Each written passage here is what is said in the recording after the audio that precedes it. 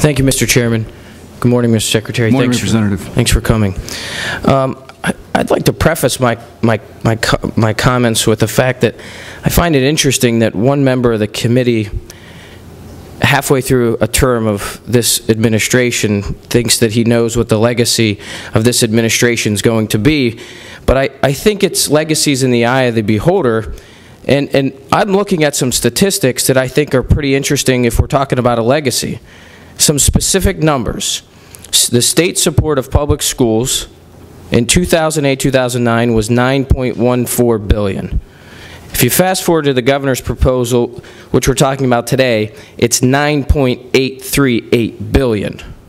If we're looking at just basic education funding, in 2008-2009, it was $5.226 billion. If we fast forward to the governor's proposal today, it's $5.493 billion.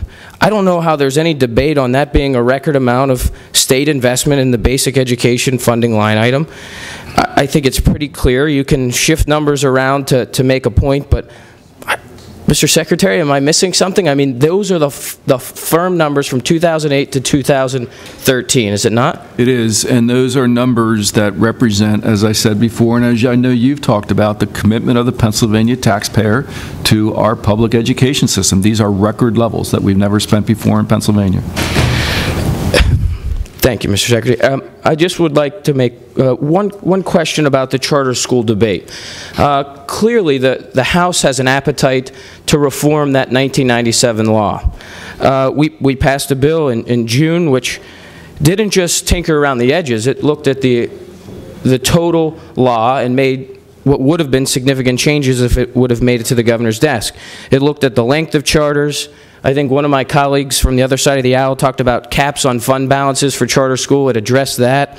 It looked at the payment mechanism and the way that charter schools receive their reimbursement. It also talked about the amount of per pupil spending that those students are entitled to, and oftentimes it's just the money that gets pulled out of that law, and some proposals now are getting introduced that will just affect that one part of the charter school law. I'm in support of us looking at a comprehensive, robust fix. I know that the charter school community is in support of that. I know that the traditional brick and mortar public school would like to see that law reformed. Can you talk about the administration's stance on whether or not we should be looking at a robust reform to the 1997 law?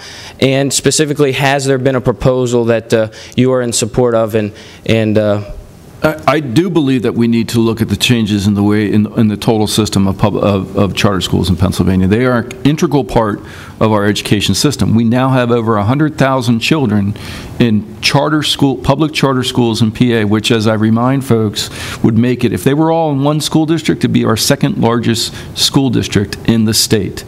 So we do have a very robust system, but it was a 97 law. We're much smarter about the things that can happen to help promote high-quality charters in this state, in part because we watched what other states have done as well. And some of the proposals that we shared with the legislature last year and were debated in these chambers would help drive quality charters more than anything else. Thank you. And one final point on the governor's budget proposal. As you know, Mr. Secretary, we've talked in the past that community colleges are looking at ways to provide a value of higher education for our young folks. And specifically, we've got new industries that are coming into Pennsylvania that we haven't traditionally been training our workforce and our young adults to get those jobs. The problem is community colleges have to balance being a value while trying to look at ways that they can grow and provide needed services for our young adults.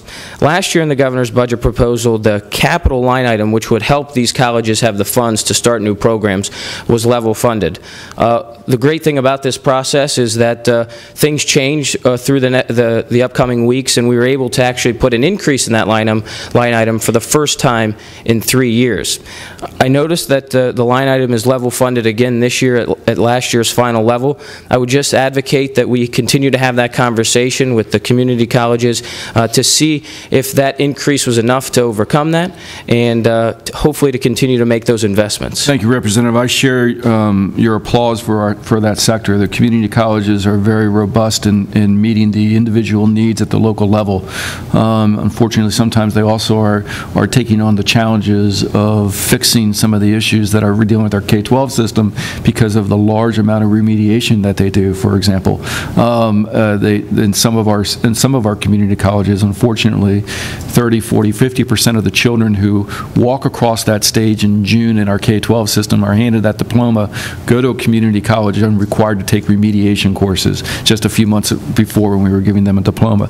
They provide a valuable, not just for first-time students, but for adult learners. The capital budget has been an issue of concern for them, and I look forward to addressing that question with you. Thank you. Thank you, Mr. Chairman.